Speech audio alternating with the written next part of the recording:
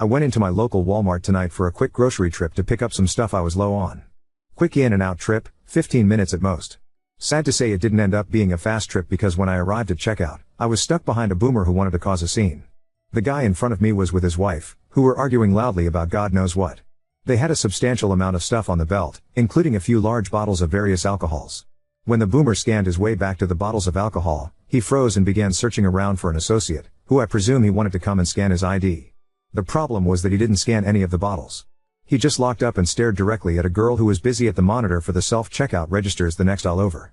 After about 30 to 45 seconds of not scanning anything, he loudly shouted "excuse me" in his most condescending tone, followed by "can you come and scan my fucking ID please?"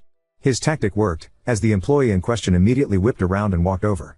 He was doing the typical arms crossed bullshit, looking like everything was a giant inconvenience, and I will note, homie still hadn't scanned a single bottle of alcohol yet. When this young woman was in speaking range, the boomer began to lay into her. It makes me real sick to see workers just standing around when they're on the clock doing nothing when people like me have schedules to keep. "Can you do your fucking job please and scan my ID?" "Excuse me?" She responded. "You fucking heard me. Get off your goddamn phone and scan my card so I can get the hell out of here." Now, I would like to note a few things about this interaction up to this point. First, this individual was still in a work outfit. A mechanic's onesie for a local mom and pop tier company that I won't name here, but one in which I know the owner pretty well. He's a family friend. Second, he was still wearing his name tag, Eric. Somehow I hope you're competent enough to find your way here so you can see this story. Because of this, I knew how to address him. Eventually he asks the cashier very rudely if she's going to scan his ID and she flat out tells him no, I don't think so. Not after how you've treated me. You can talk with my manager. Good for her. She gets on a walkie and calls for a manager to come to the register. The boomer was towering over and briskly walked off towards the customer service counter at the front of the store. The boomer starts loudly hollering about how this is all bullshit and he's just expressing his First Amendment rights. It was at this point where I actually found some balls and decided to give my opinion, unsolicited, just so this guy could get an outside perspective on how much of a jackass he was being. "Excuse me, but the First Amendment doesn't protect you from looking like a douchebag to random strangers in Walmart when you treat other people like shit." The guy wheeled around and locked eyes with me. "What did you just say to me?" I just smirked and said, "Oh, hard of hearing are we?" "I'm pretty sure you heard what I said." The guy visibly shook on the spot. "This isn't any of your fucking business, so butt out." I disagree. When I see someone acting like an asshole for no good reason, I make it a point to speak up. You seem to think that by stating that you have a First Amendment right means you can say whatever the hell you want without consequence, but that isn't how it works, sir. First Amendment protects you from government overreach for speaking your mind, but it doesn't protect you from the consequences you face from others for your words or your opinions. That's besides the point. I'm sick and fucking tired of these minorities doing nothing and getting a paycheck for it. He responded, rather loudly and unaware that there were quite a few people staring at this point. Hooray! Racism has entered the chat. The manager showed up, and he starts in on how he scanned his alcohol and that the associate in question was very rude to him and refused to serve him. He started stating that she told him he wouldn't get help because he was white when I interjected again. "Ma'am, that is not what happened. This gentleman didn't even scan any of his alcohol and immediately started shouting down at your employee, just for the sake of being upset. He was rude, unpleasant, and even made unnecessary racial comments. He wheeled around at me again and yelled 'shut the fuck up and mind your business,' before going on the tirade again. Something lazy workers, something First Amendment and speaking his mind. You know, this is very unfair of you." I started again. "You've put that poor girl in an unwinnable situation. Now that you've raised this untrue complaint, her manager is going to have words with her even though she hasn't done anything wrong. Does that sound fair to you, Eric?" I don't think he realized he was still in uniform, because he looked at me puzzled at how I knew his name. "How would you feel if someone came into your place of business and told John a bunch of bullshit about how you were treating them unfairly when you knew perfectly well that it was a lie? Or even better, how would your boss react if he knew you were acting like this while still in uniform with his place of business plastered all over your chest?" When he heard me say the name of his boss, he stopped cold. "Yes, Eric. I know John very well, and I think I might be paying him a visit tomorrow. That is unless you decide to apologize to that girl for being a lying prick instead." The guy then became very rushed and suddenly in a colossal hurry. He muttered something about people not minding their own business, to which I replied with "I'm just exp reassessing my First Amendment rights." SpongeBob sarcastic voice and all. He scanned one of the bottles and had the manager scan his ID. His wife started in about how I better not show up to his office tomorrow. Something directed at me, but I wasn't paying her any attention and brushed her off. I was just staring at Eric and watching him bag. Eventually, he got all of his stuff put in his basket and he marched out, but he didn't apologize to the manager or the employee and gave me a hearty "go fuck yourself, asshole," as he flipped me off. I scanned my groceries and paid for my merchandise, but man was I smiling from ear to ear. Afterwards, I made it a point to go and speak with the manager and the employee in the customer service center. As expected, the manager was having a conversation with the employee about that customer, and she thanked me for speaking up. I've worked retail before, so I know what it's like having to deal with assholes like Eric. It'd be a cold day in hell before I let a boomer bully an employee then weasel his way into a victim role with management. Not on my fucking watch. So now my next play is to show up to this tire shop tomorrow. I really hope Eric is there. I hope he's the opener. I'm going to walk in and just smile at him. Ask to see his manager. Then I think I'm going to go in and just weave the nicest story about how he treated the employees at Walmart, so much so that I was compelled to stop in and tell his boss that he has a real winner on his hands, and that I'm a customer for life now. Maybe that way, he might get a message. Maybe, he will realize that I could have started a whole shitstorm for him, but I chose not to, because unlike him, I'm not a fucking dickhead. Oop, this is what bothered me most. Had he just scanned even a single bottle, he would have gotten what he wanted. Unless perhaps what he wanted was to just be angry at someone. Then he did get what he wanted. Update 1. Some of the reasons you gave were pretty telling. My favorite was when someone said something along the lines of "this is too well written to be true." What a world we live in where clear dictation automatically disqualifies a recounting of events from being accurate. I'll admit that it read closer to a novel than anything else, but that's just how I dictate, I guess. Anyways, onto the update.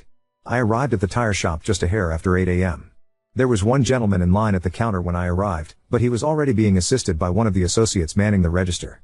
I took a look around and peeked my head in the back office area where I knew John typically worked when he wasn't being pulled into a bay. John wasn't there. As I walked towards the sitting area, I happened to ask an employee who was walking by if he knew when John would be in today. He told me John usually arrives a bit before 9 a.m. when he worked mornings, so I should just chill for a bit. I didn't have anything pressing to attend to today, so I did just that. As I moved towards a seat, I happened to glance outside at the working bays and noticed my old buddy Eric, who was currently walking towards the main building. When he saw me, I watched as his head drooped down and I could visibly see him mutter the word "fuck" under his breath. He stopped for just a second, shook his head, and continued walking towards the building. When he came inside, he set a packet with what I presume was a customer order on the counter and said something to the clerk at the register. He hesitated for a moment and walked over to where I was sitting.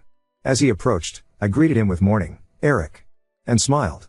He just stood over me for a moment before he took a chair across the coffee table that was sitting in front of me. Wonder what his next move was? Honestly, I didn't expect it, but the dude opened with "I owe you an apology." Color me shocked, I guess. Now, you see. At this point about a billion things began to run around in my head. Mostly, for some reason, the things that ran most prominently through my mind were all the calls for bloodshed that popped up in the last thread. All the claims that boomers can never learn and the only language they knew was bullying, which were thrown at me like mortars practically every step I took. Y'all were bloodthirsty last night and still were this morning, convinced that this gentleman was a drunkard asshat, but do drunk asshats apologize after doing something wrong? Back to the story. He continued on, saying that he didn't just owe me an apology, but also the cashier he yelled at last night, and how he had actually planned on returning to Walmart on his lunch break to see if she was working so he could apologize to her as well. In his words, I've been dealing with a lot of personal shit in my life recently, including the loss of a loved one, and I took that out on y'all last night and it wasn't right. Right about this time is when I noticed that John had arrived. He walked in through the door behind where Eric and I were sitting and walked straight into the back area I checked before. We will get to that later. Guys, I honestly had no idea what to do. On one hand, yes, this dude was a raging douchebag to that girl last night, but this felt genuine. I mentioned several times in the first thread that I didn't want to react hastily, and this is exactly why. Had I gone in there and thrown a colossal fit and started a shitstorm, I don't know if this would have ended the same. Anyways, I don't wish to grandstand things further. The guy apologized, I stood up and shook his hand, and I simply told him be good to people for no reason, man. Kindness is free and isn't a sign of weakness. We chatted a bit and had a bit of a revelation that Eric and I have a distant connection neither of us really knew about. I won't disclose what or how we knew each other for personal reasons. Then John came out of the back office. He recognized me and gave me a hug. Asked what as in for. I basically told him that I ran into Eric at the store last night and wanted to check in on him and get an update on an issue he was having there. That's when John said, "Yeah, Eric, I need to talk to you about that. I had a lady call me about something that happened at Walmart you were involved in." Oh shit. I'm guessing either the manager or the cashier called John after what happened last night. I guess the ball isn't in my court any longer. Eric gave a deep sigh and basically told John I was a shithead to a cashier last night because I was in a hurry. I wasn't thinking and it wasn't right. I'm gonna make it right at lunchtime. I hope she's working today. John then said something I didn't catch and him and Eric walked into the back room. That's it. End of story. I took a scrap from a notebook, jotted down my proof and snapped a photo, then jumped in my car and left. I do apologize if this left anyone feeling unfulfilled. I certainly hope that this brings you guys whatever closure you were looking for. I'm certain some of you aren't going to be happy with how this turned out, given how many pitchforks I saw last night. But after all this, all I can say is to not be so hasty when jumping to conclusions. People are people, y'all. You can't really be sure what someone is going through before you jump to judgment. Some folks don't know how to ask for forgiveness or don't know how to take responsibility for their actions, but some folks can. I'm glad this resolved itself the way it did. John knows what happened and knows that it happened with his business on full display, so he can now choose how he reacts with that information. I got the closure I needed, and I hope the cashier does too. Time will tell in that regard, I suppose. Be good to each other. Keep being kind. It's genuinely a real-life superpower. The universe rewards kindness in kind. But do drunk asshats apologize after doing something wrong? Now on to second story. Boyfriend mocked my meaningless children's book at a family event, and now he's ignoring me for supposedly being a bully. I am 35 female and he is 35 male and we've known each other 10 years and dated too. He knows how much I like writing books. I self-published a kid's book last month and he's been really quiet about it. This past weekend at my family cookout my father mentioned the book and how proud he is of me, but BF walked inside saying he was grabbing our drinks. At the end of the day my parents offered me some money to go to a book convention and BF audibly scoffed. On the way home I asked what his deal was and he said that his job, he's a back-end software engineer, will provide for us and he will let me have my fun as a creative for now, but I eventually have to grow up. I laughed because I assumed he was joking. He of course was upset and told me my meaningless book was objectively illustrated poetry. I shut down and he then was upset I was acting mad, so I changed the subject. He continued to make my book a topic by jokingly saying my glorified illustrated poetry shows my middle child syndrome or that I must crave mediocre attention from people. I shrugged and replied, hey, if you think you're mediocre, okay. And moved on. He texted me the next morning saying I tore him down and was being a bully. Nad, he was kidding with me and he hasn't at all responded to me since. Update 1. I am calling him Chris here. What a time to be alive. I broke up with Chris a few hours ago, boy howdy. He had ignored me for a full day and I hadn't reached out to him because I was honestly fed up with his attitude. We've been together for 2 years and I never have seen him act this way. I flip-flopped between maybe he was having a bad day or something was going on and he transferred his negative energy in my book, but no, he's just soggy moldy baby carrot that didn't think I had dreams of my own or I would throw it away for him. Our mutual friends have told me that he had basically told them that I rubbed my success in his face and made him feel like a simp just following his GF around being ignored when he has a successful business and has the higher paying job. He texted the day after his silent treatment that my not reaching out to him was a sign that I don't love him and went on to say that I love my book more than I love him because I neglected him while working on it, and then I didn't praise him at the party as my biggest supporter. The rest of his paragraph's long text went on to talk about that he had this whole plan that he would marry me and we would be engaged this year, but then you started not listening to me to drop things and focus on us, our lives and the future by taking up hobbies, and that my therapist poisoned me against him. I was diagnosed with depression this year and therapy has helped a lot. It hurt because I felt immediately like all I do was just rubbish to him. How the fuck can you say that? I loved him so much because he was someone I thought I would be with forever. Guess not. I got angry and was texting him to ask what makes you think I don't love you? I'd do anything for you. And just as I hit send his new message popped up and it said you wrote your book and you got your party. I assume now that I can finally have my GF back, we can have a talk. I don't think you understand how I want our marriage to be, so I want to make things clear. But then he responded to my message, are you kidding me? If you're not going to prioritize me over a book no one but you cares about, why am I even staying with you? I can go find a woman supports her man and wants his career and dreams to be successful. So I said alright. Go find her. We clearly don't work. Best of luck. Him, wait, are you breaking up with me? Me, what do you want me to do? You've made it clear I am not what you want anymore. Him, you can't just break up with me. Me, Chris, please. Him, you can't just make that decision for me. You can break us up like his. It's been 2 years, me 2 years in which one thing I wanted to do, one thing I was proud to have done, and you needed to shit on it. You've been so sour about it and I don't get it. So get your better woman. Him, but you can't just break up with me. We have to talk. He calls. I decline. Him, pick up. You are being ridiculous. He shows up at my door and the second I open it trying to push in, but I hadn't let the chain lock on. He was screaming at me. He said I can't break up with him. It's been 2 years. How do I think it will go for me to try dating again after passing the expiration date for children? That's when I asked him to leave or I would call the police. And he said he will never forgive me for this book as it's ruined me as a person, and for some reasons I said, Chris, take your mediocre stick out of you mediocre ass and be on your mediocre way. And called my parents to tell them what happened. My mom is over now plying me with a mixed drink and she's been making fun of the repeated you can't break up with me line as he said many times in text and bunch in person. She said she was proud because I am usually quite passive and she didn't like him bulldozing over me, and when I asked her what she meant she brought up a lot of things I never really thought about. Chris would shoot me down a lot and I honestly thought I was compromising for our relationship, but it seemed to some that I was just letting him speak for me a lot. 2 years. It feels like a blip in a lifetime at the same time. It's hitting me that it's over and my mom is staying over with me. But I have many WTFs to deal with, just not tonight. Edit/small update. Holy hell, this blew up. I am usually a Reddit lurker on anonymous mode, so I was overwhelmed in the best way to see all this live and support. It made me cry. Good years, I promise. I cried most of my bitter ones a bit last night on my mom's shoulder. She was right, I don't miss him but the version of him I thought he was. And so I choose to look forward. Mom and I stayed up and read comments together. She's not a Reddit gal but loved all your messages and says she's happy to be the Reddit mom. Lol. Mom made breakfast this morning and we were eating when there was knock at the door. My mom held a hand up to halt me and got up herself to go to the door and ask who it was. Then I heard her say, "You have 15 seconds to leave or you're going to be made to leave." I got up to see Mom shouting though the still locked door peeking through my peephole. There was someone on the other side talking back to her but she just kept steadily counting down. By the time she got to 6, she had put her shoes on and was holding my broom. I'm not stupid, I knew it was him even then, but then my phone went off and I didn't reply. It was him again.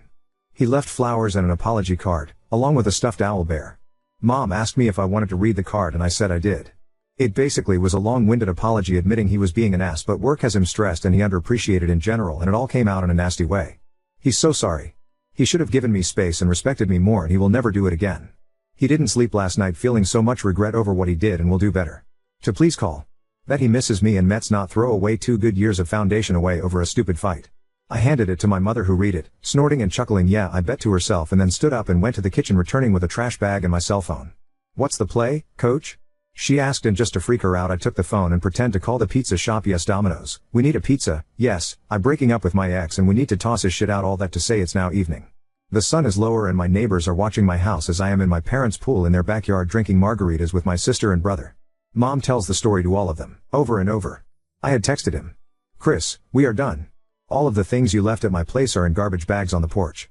The neighbors have their camera pointed at the house, so please just take your stuff and go. Don't knock. I am not in.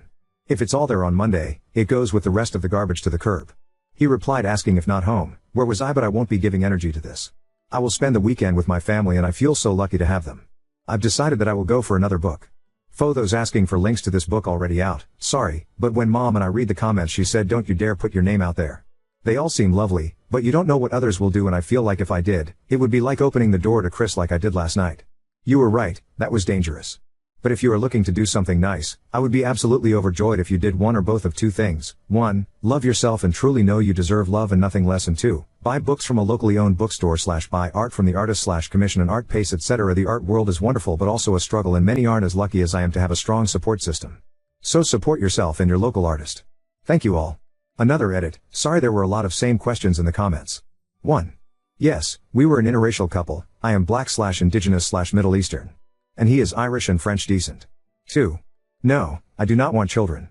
The moment I am eligible I will be getting that baby store shut down medically. I would adopt possibly someday but I would not and should not be pregnant. 3.